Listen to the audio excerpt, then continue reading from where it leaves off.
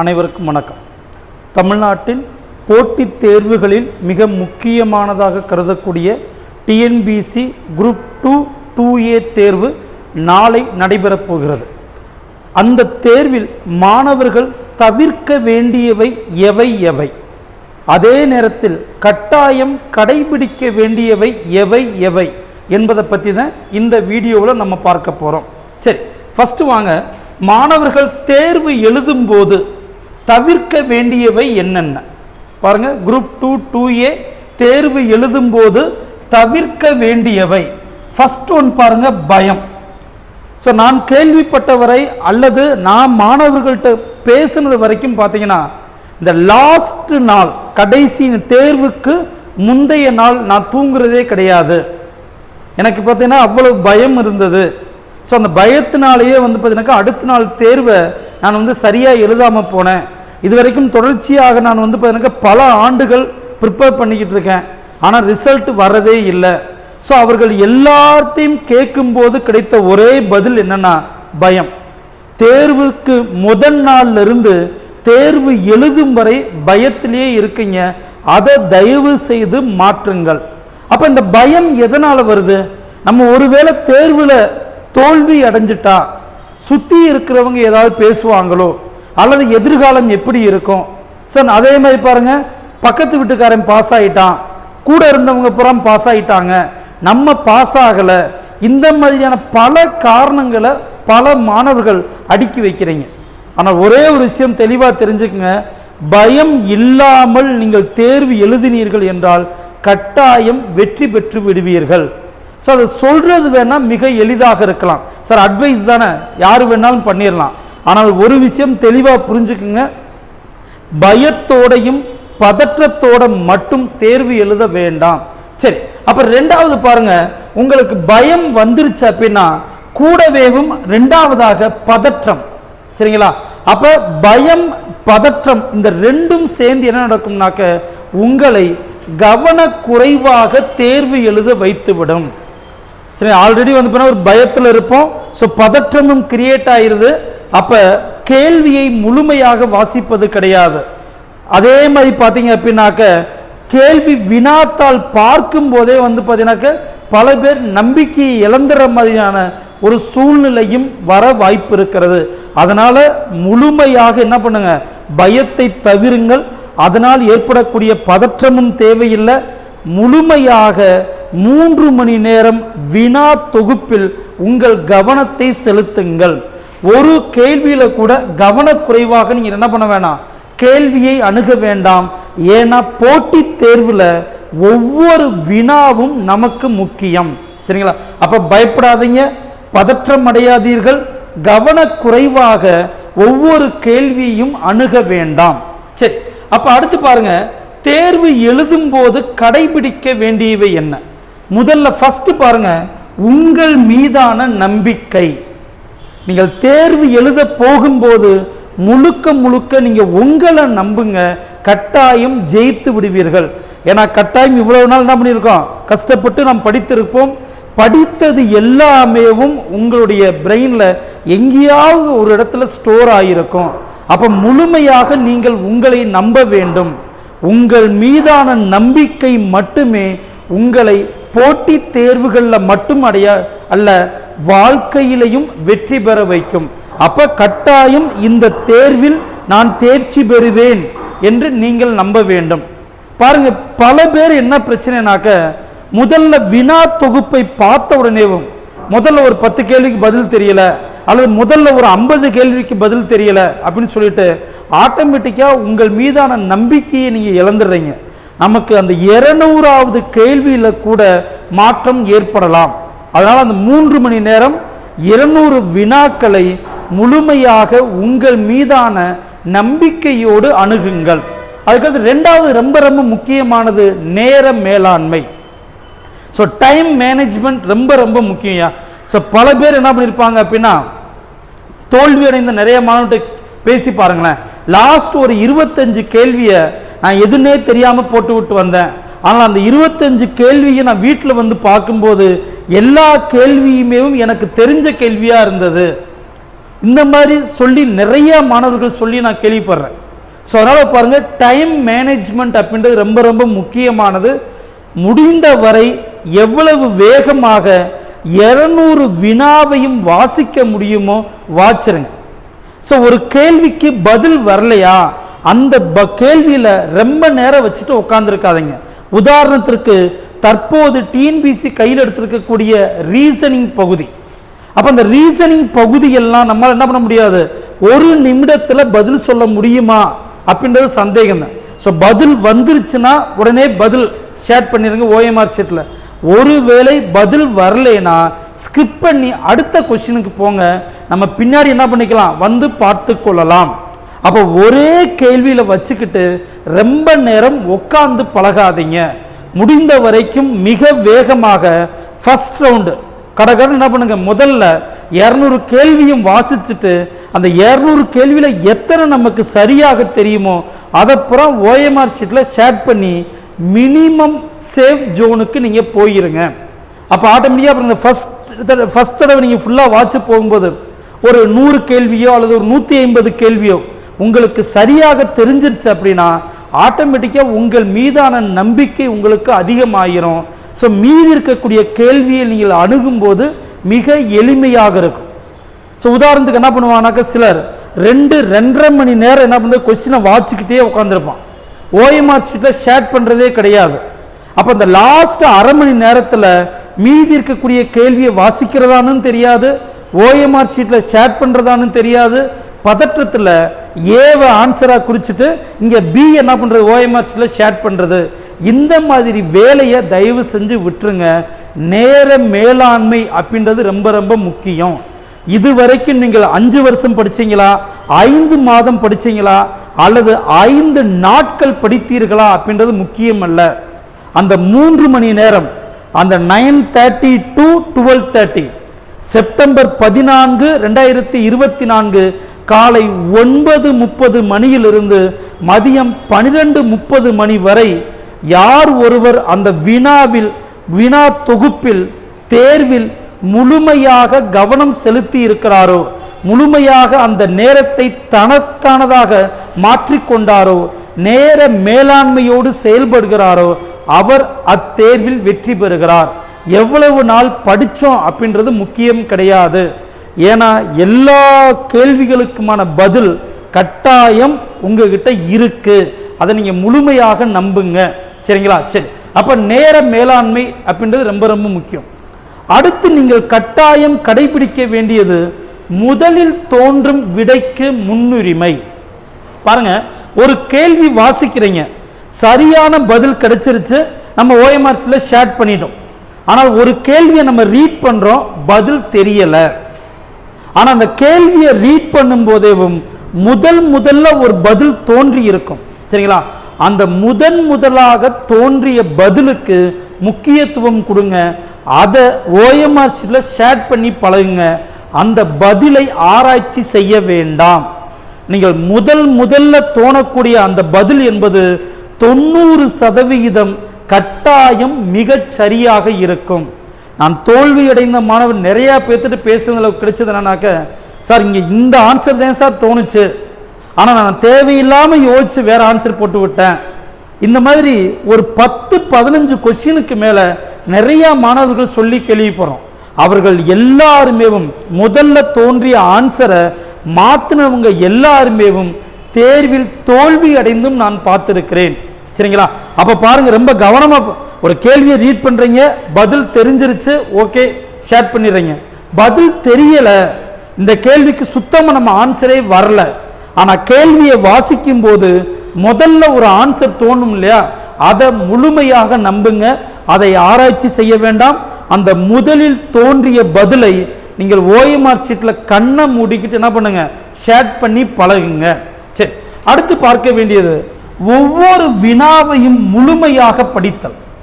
இங்க பாருங்க, தோல்வி அடைந்த மாணவர்கள் நிறைய பேர் செய்யக்கூடியது என்னன்னாக்க, கேள்வியை முழுமையா வாசிக்கிறதே கிடையாது.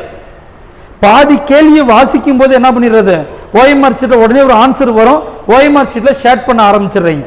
ஆனால் அந்த கேள்வியினுடைய பிற்பகுதி முடியும் போது பார்த்தீங்கன்னா சரியானதா தவறானதா, பின்வருவனவற்றில் என்ன அந்த மாதிரி உங்களை குழப்புவதற்காகவே சில வார்த்தைகள் சேர்க்கப்பட்டிருக்கும். அப்ப நீங்க கவனமாக பார்க்க வேண்டியது, அந்த கேள்வியை முழுமையாக வாசிச்சு பழகுங்க. ஒரு கேள்வி எவ்வளவு பெருசு அப்படின்றது முக்கியம் கிடையாது. சார் ஒரு பக்கத்துக்கு இருந்தது, அதனால எனக்கு வாசிக்கவே தோணல. நீங்கள் அந்த பெரிய பெரிய கேள்விகள் இருக்கு இல்லையா, ஒரு பக்கம் இருக்கக்கூடியது, ஏன் 1.5 பக்கம் கூட இருக்கட்டும், அந்த கேள்வியில நீங்க ஜஸ்ட் ஒரு தடவை ரீட் பண்ணாலே உங்களுக்கு ஆன்சர் வந்துடும். அப்ப முழுமையாக கவனத்தோடு கேள்வியினுடைய ஆரம்பத்திலிருந்து கடைசி வரை அந்த கேள்வியை வாசிச்சு பழகுங்க. பாதி கேள்வியை வாசிக்கும் போது என்ன பண்ணிடாதீங்க, பதில OMR ஷீட்ல ஷேர் பண்ணிடாதீங்க. OMR ஷீட்ல ஷேர் பண்றதற்கு முன்னாடி கொஞ்சம் கவனமாக இருங்கள். நான் நீங்க ஷேர் பண்ணதற்கு அப்புறம் என்ன பண்ண முடியாது, கட்டாயம் உங்களால் திருத்த முடியாது. இதே ஒரு காலத்தில் வந்து 2010க்கு முன்னாடி OMR ஷீட்ல பென்சிலால ஷேர் பண்ண ஒரு காலகட்டம் இருந்தது. நீங்கள் ஈஸியாக ரப்பர் கொண்டு போவோம், பென்சிலால் ஷேர் பண்ணிவிட்டு தப்பாக இருந்தால் அழிச்சிட்டு நீங்கள் மாற்றி ஷேர் பண்ணிக்கலாம். ஆனால் இப்போ அப்படி கிடையாது. நீங்கள் பால் பாயிண்ட் பெனில் ஷேர் பண்ணுறதுனால ஒரு தடவை நீங்கள் ஷேர் பண்ணிட்டீங்கன்னா உங்களால் மாற்ற முடியாது. அப்போ முழுமையாக என்ன பண்ணுங்க, கேள்வியை முழுமையாக படியுங்கள். அப்போ நீங்கள் பாருங்கள், குரூப் 2 2A தேர்வு எழுதும் போது நீங்கள் கட்டாயம் தவிர்க்க வேண்டியது பயம். பயப்படவே கூடாது. பயந்து ரொம்ப உதாரணத்துக்கு சொல்லணும் அப்படின்னாக்க, போர்க்களத்திற்கு போனதற்கு பிறகு நம்ம ஜெயிப்பமா தோப்பமான்னு சந்தேகப்பட்ட, தன் மீது நம்பிக்கையை இழந்த, பயந்த யாரும் ஜெயித்ததாக சரித்திரம் கிடையாது.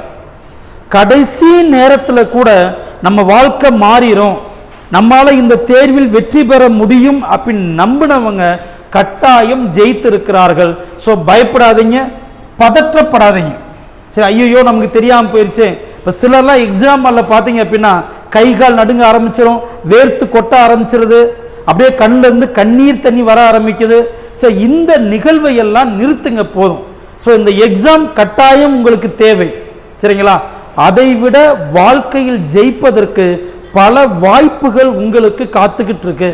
அதை முழுமையாக நீங்கள் நம்புங்க. இந்த தேர்வுன்னு எல்லாரும் போட்டு ப்ரெஷர் பண்ணி வச்சுருப்பாங்க இல்லையா, அதெல்லாம் வெளியில் எடுத்துருங்க. அப்படியே கூலாக போய் ஜாலியாக எக்ஸாம் எழுதுகிற பழக்கத்தை வச்சுக்கோங்க. உங்களுக்கு எல்லாருக்கும் தெரிந்த ஒரு உதாரணத்தை நம்ம திரும்பி சொல்லணும் அப்படின்னா, பல ஆண்டுகளுக்கு பிறகு இந்தியா உலக கோப்பையை தோனி தலைமையில் வெற்றி பெற்றதற்கு காரணம், தோனியினுடைய கேப்டன்ஷிப். மற்ற எல்லா பிளேயர்ஸும் நல்லா விளையாண்டாலும் மிக கூலா, மிக அமைதியாக, பதற்றம் இல்லாமல் தோனியினுடைய செயல்பாடு அவரை வெற்றியாளராக மாற்றி இருக்கும். அதுக்கு முன்னாடியும் பல திறமையான கிரிக்கெட் வீரர் நம்ம பார்த்துருப்போம், அதற்கு பின்னாடியும் நம்ம பார்த்துருக்கோம். தோனியால் முடிந்தது என்றால் பயமோ பதற்றமோ இல்லாமல் அந்த மேட்சில் முழுமையாக அவர் கவனம் செலுத்தியது. அதே மாதிரி தான் பாருங்க, நாளை 3 மணி நேரம், காலை 9:30 மதியம் 12:30 வரை பயப்படாதீங்க, பதற்றமாகாதீர்கள், கவனக்குறைவாக இருக்காதீங்க, வேடிக்கை பார்த்துக்கிட்டே எக்ஸாம் எழுதாதீங்க, சரிங்களா? ஸோ முழுமையாக கவனத்தை நீங்கள் வினா தொகுப்புலையும் OMR ஷீட்லையும் உடைய கவனத்தை வையுங்கள். சரி, கட்டாயம் நீங்கள் கடைபிடிக்க வேண்டியவை அப்படின்னா, நம்பிக்கையை இழந்துடக்கூடாது. முதல்ல எத்தனை கேள்விகளுக்கு பதில் தெரிந்தாலும் பயப்பட தேவையில்லை. பின்னாடி இருக்கக்கூடிய கேள்விகள் எல்லாமே உங்களுக்கு தெரிந்ததாக இருக்கும். அதே மாதிரி நேர மேலாண்மை ரொம்ப ரொம்ப முக்கியம். டைம் மேனேஜ்மெண்ட், டயத்துக்கு எக்ஸாம் முடிங்க. கடைசி நேரத்தில் அந்த கவுண்ட் பண்ணி போடுறது எல்லாமே மிக தெளிவாக கவுண்ட் பண்ணி போடுங்க. ஏன்னா அந்த கவுண்ட் பண்ணி போடுறதுல ஏதேனும் பிரச்சனைகள் வந்தால் 2 மதிப்பெண்கள் 5 மதிப்பெண்கள் அப்படின்னு சொல்லிட்டு உங்களுக்கு மதிப்பெண்கள் மைனஸ் பண்ணிடுவாங்க. அதே மாதிரி 200 கேள்விக்கும் பதில் தெரியுதோ இல்லையோ 200 கேள்விக்கும் ஷேர் பண்ணி பழகுங்க. ஏதாவது ஒரு பதில் கட்டாயம் நீங்கள் குறித்திருக்க வேண்டும். ஏதாவது ஒரு பதில், ஒரு வினாவிற்கு நீங்கள் பதிலை குறிக்காமல் இருந்தாலும் 2 மதிப்பெண்கள் உங்களுடைய நீங்கள் பெற்ற மொத்த மதிப்பெண்ணிலிருந்து கழிக்கப்படும். அதனால 200 கேள்விக்கும் நீங்கள் பதிலை கட்டாயம் குறித்திருக்க வேண்டும், சரிங்களா? அதே மாதிரி அந்த 200 கேள்வியை கூட்டி கீழே எழுதுவீங்களே, ABCDன்னு எழுதுவதிலோ அல்லது உங்களுடைய OMR ஷீட் நம்பரை எழுதுறதுலையோ ஏதாவது ஒரு தவறு நீங்கள் செய்தீர்கள் என்றால் 5 மதிப்பெண்கள் உங்களுடைய மொத்த மதிப்பெண்ணிலிருந்து கழிக்கப்படும். ஸோ மிக கவனமாக தேர்வை எழுத வேண்டும். சரிங்களா? அதே மாதிரி பாருங்க, முதலில் தோன்றிய வினாவிற்கு கட்டாயம் நீங்கள் என்ன பண்ணணும், ப்ரிஃபரன்ஸ், முன்னுரிமை கொடுக்கணும். அதே மாதிரி ஒவ்வொரு வினாவையும் முழுமையாக நீங்கள் படித்த பிறகே பதில் அளிக்க வேண்டும். நீங்கள் பதில் தெரியுதோ இல்லையோ அந்த கேள்வியை முழுமையாக வாசிச்சுட்டு அதன் பிறகு பதில் தெரிஞ்சா பதில் தெரியலையா முதல்ல என்ன தோணுதோ அது பதில். சரிங்களா? ஸோ மிக தெளிவாக எக்ஸாமை கையாளுங்க. ஸோ நாளைய தேர்வு என்பது உங்களுக்கு மிக எளிதாக இருக்கும் என்று நான் நம்புகிறேன். சரி, அடுத்து பாருங்க, அடுத்து தேர்வுக்கு நீங்கள் செல்வதற்கு முன்னால் நீங்கள் எடுத்து செல்ல வேண்டியது என்னென்ன? கட்டாயம் பாருங்க, ஹால் டிக்கெட் எடுத்துக்கோங்க. நுழைவு அனுமதி சீட்டு கட்டாயம் நீங்கள் எடுத்துக்கொள்ள வேண்டும். ஒருவேளை அனுமதி சீட்டில் ஹால் டிக்கெட்டில் உங்களுடைய புகைப்படம் தெளிவாக இல்லைன்னா கட்டாயம் கையில் ஒரு புகைப்படத்தை எடுத்துக்கோங்க. சரிங்களா? அது உங்களுடைய ஹால் டிக்கெட்டில் தெளிவாக இல்லைன்னா மட்டும் கட்டாயம் எடுத்துங்க. அதே மாதிரி ஃபோட்டோ ஐடி கார்டு ஒரிஜினல் கையில் எடுத்துங்க, ஜெராக்ஸ்லாம் வேண்டாம். ஒரு ஃபோட்டோ ஐடி கார்டு, பல பள்ளிகளில் அதை ஆய்வு செய்கிறது கிடையாது, ஆனால் சில பள்ளிகளில் கட்டாயம் தேர்வுக்கு அனுப்புவதற்கு முன்பு செக் பண்ணுறாங்க. அங்கே போய் கடைசி நேரத்தில் பதற்றப்பட வேண்டாம். அதனால் வீட்டிலேருந்து போகும்போதேவும் ஒரு ஃபோட்டோ ஐடி கார்டு, டிரைவிங் லைசன்ஸோ ஆதார் கார்டோ ஏதாவது ஒன்று கையில் எடுத்து வச்சுக்கோங்க. சரிங்களா? அடுத்து பாருங்க, கட்டாயம் நீங்கள் செய்ய வேண்டியது பிளாக் பால் பாயிண்ட் பென். சரிங்களா? கருப்பு நிற பந்து முனை பேனா.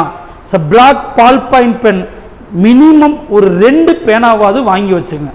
நீங்கள் புது பேனாவாக வாங்கி இருந்தால் இன்னைக்கு நைட் என்ன பண்ணுங்க, நல்லா ஒரு பேப்பரில் கிறுக்கி வச்சிருங்க. நல்லா கிறுக்கி அந்த நிப்பை பார்த்தீங்கன்னா ஓரளவு மாற்றுங்க. ஏன்னா புது பேனாவை நீங்கள் கொண்டு போய் என்ன பண்ண வேணாம், ஓஎம்ஆர் ஷீட்டில் ஷேட் பண்ணாதீங்க. புது பேனாவுடைய நிப்பு சரியா இல்லைன்னா ஓஎம்ஆர் ஷீட்டில் ஓட்டை போட்டு விட்டுரும். அப்படி ஓஎம்ஆர் ஷீட்டில் ஓட்டை விழுந்துருச்சுன்னா உங்களுடைய வினா தொகுப்பு அந்த ஓஎம்ஆர் ஷீட்டை திருத்த மாட்டாங்க, உங்களுக்கு ரிசல்ட் வராது. ஸோ அதனால் நீங்கள் தெளிவாக என்ன பண்ணுங்க, புது பேனாவாக இருந்தால் கட்டாயம் நீங்கள் இன்று நைட்டுக்கு தேர்வுக்கு போகிறதுக்கு முன்னாடி அதை கொஞ்ச நேரம் எழுதி பழக்கப்படுத்துங்க. அல்லது சும்மா கிறுக்கியாவது வச்சுருங்க. கிறுக்கியாவது வச்சு ஏற்கனவே பழக்கப்படுத்தின பேனாவாக அதை எடுத்துகிட்டு போங்க. புது பேனாவாக வாங்கிட்டு போக வேண்டாம். ஸோ அப்போ பிளாக் கலர் பால் பாயிண்ட் பேனாவையும் கொண்டுட்டு போகணும். நிறைய தேர்வுகளில் குறிப்பாக இந்த குரூப் 4 தேர்வுகளெல்லாம் பார்த்தீங்கன்னாக்க நிறைய பேர் ப்ளூ கலர் பால் பாயிண்ட் பென்னை யூஸ் பண்ணுறாங்க. அது தவறு. நீங்கள் ப்ளூ கலர் நீல நிற பேனாவை பயன்படுத்தினால் கட்டாயம் உங்களுடைய வினாத்தால் திருத்தப்படாது, உங்களுக்கு ரிசல்ட் வராது. அதனால பிளாக் கலர் கருப்பு நிற பேனாவை எடுத்துட்டு போங்க. மினிமம் ஒரு 2 பேனா, ஒரு பேனாவே போதும், பட் இருந்தாலும் மினிமம் 2 பேனாவை எடுத்துட்டு போங்க. இப்போ கட்டாயம் ஹால் டிக்கெட் இருக்கணும். அதுக்கு ஃபோட்டோ ஐடி கார்டு எடுத்துக்கோங்க. 2 பால் பாயிண்ட் கருப்பு நிற பேனாவை எடுத்துக்கோங்க, போதும். சரிங்களா? ஸோ அதற்கடுத்து பாருங்கன்னாக்க உங்களுக்கு ஒருவேளை வாட்டர் பாட்டில் தேவைப்பட்டால் எடுத்துக்கங்க, தப்பு கிடையாது. அதெல்லாம் யாரும் கொண்டு போ வேணான்னு சொல்றதற்கு யாருக்கும் ரூல்ஸ் இல்லை, தாராளமாக நீங்கள் எடுத்துகிட்டு போகலாம். அதே மாதிரி நார்மல் வாட்ச் ஒன்று கையில் எடுத்துக்கோங்க. ஸோ டைம் பார்ப்பதற்கு கட்டாயம் உங்களுக்கு உதவி செய்யும். நார்மல் வாட்ச் எடுத்துங்க, போதும். அதே மாதிரி எக்ஸாம் எழுதும் போது இந்த பக்கத்தில் யாராவது பேச்சு கொடுத்தாலோ ஒரு டைம் தெரியுமா, இந்த வாட்டர் பாட்டில் அதெல்லாம் பெருசாக நீங்கள் என்ன பண்ணாதீங்க, கவனம் கொடுக்காதீங்க. நம்ம வாட்டுக்கு ஒரு கேள்வியை வாட்ச் ஆன்சர் தேடிக்கிட்டு இருப்போம். திடீர்னு ஒருத்தர் ஏதாவது ஒன்று கேட்பாரு, பட்டுன்னு கவனக்குறைவு வரும். நம்ம ஆன்சரை பார்த்தீங்கன்னாக்கா இங்கே ஏன்னு மார்க் பண்ணி இங்கே ஓஎம்ஆர் ஷீட்டில் பின்னு ரவுண்ட் போட்டுக்கிட்டு இருப்பீங்க, உங்களுக்கு தெரியாமையும். அப்போ ஒரு கேள்வியில் நீங்கள் பின்னு ரவுண்ட் போட்டதுக்கப்புறம் பாருங்கள், அது அப்படியே தொடர்ச்சியாக சில கேள்விகளில் வரும். அந்த மாதிரி கவனக்குறைவுலாம் உங்களுக்கு இருக்கக்கூடாது. சரிங்களா? அப்போ மிக தெளிவாக நீங்கள் எடுத்து போக வேண்டியது அப்படின்னு பார்த்தீங்கன்னா ஹால் டிக்கெட் இருக்கணும். அதே மாதிரி கட்டாயம் ஹால் டிக்கெட்டில் உங்கள் ஃபோட்டோ தெளிவாக இல்லைன்னா ஒரு ஃபோட்டோ எடுத்துக்கோங்க. ஃபோட்டோ ஐடி கார்டு எடுத்துக்கங்க. Black colour ball point pen எடுத்துக்கங்க, போதுமானது. சரிங்களா? அப்போ நாளைய நாள் உங்களுக்கு வெற்றிகரமாக அமைவதற்கு எங்களுடைய வாழ்த்துக்கள். ஸோ கவனமாக பாருங்கள். ஏற்கனவே நான் சொன்னது, எவ்வளவு நாள் ஒருவர் படித்தார் என்பது முக்கியம் கிடையாது. நாளைய 3 மணி நேரத்தை ஒருவர் எவ்வாறு கையாளுகிறார் என்பதை பொறுத்தே அவருடைய வெற்றி அமையும். அதனால நம்பிக்கையாக இந்த தேர்விற்கு இரவும் பகலாக கண்விழித்து படித்த நீங்கள் அனைவருமே வெற்றி பெறுவதற்கு எங்களுடைய வாழ்த்துக்கள். நம்ம குரூப் 2 2A மெயின்ஸ் வகுப்பில் உங்களை கட்டாயம் நான் சந்திக்கிறேன். அதே மாதிரி இந்த மெயின்ஸிற்கான முழுமையாக வீடியோ பதிவுகள் இந்த ஒவ்வொரு சப்ஜெக்ட்லையும் தெளிவாக ஆன்லைன் கிளாஸ் நம்ம கொடுக்கலான்னு திட்டமிட்டு இருக்கிறோம். ஸோ நாளைக்கு தேர்வை வெற்றிகரமாக நீங்கள் எழுதி முடிங்க. ஸோ நாளையிலிருந்து மெயின்ஸ் எக்ஸாமுக்கு எப்படி தயாராவது, அந்த மெயின்ஸ் எக்ஸாமை எவ்வளவு எளிதாக முதல் முயற்சியிலேயே பாஸ் பண்ணுவது, தமிழில் எழுதினா வெற்றி பெற முடியுமா, அப்பெல்லாம் கவலைப்படவே படாதீங்க. நீங்கள் தமிழில் படித்தாலும் ஆங்கிலத்தில் படித்தாலும் கட்டாயம் நீங்கள் வரக்கூடிய குரூப் 2வில் வெற்றி பெற முடியும். அதற்கு உங்களுக்கு உதவி செய்வதற்கு நாங்கள் தயாராக இருக்கிறோம். ஸோ நாளைய தேர்வை வெற்றிகரமாக எழுதுங்கள். நீங்கள் அனைவரும் தேர்ச்சி பெற வேண்டும் என்று கடவுளை வேண்டிக் கொள்கிறோம். நீங்கள் அனைவரும் வெற்றி பெறுவதற்கு வாழ்த்துக்கள். ஸோ நன்றி. அடுத்த பதிவில் நாம் பார்க்கலாம். தேங்க்யூப்பா.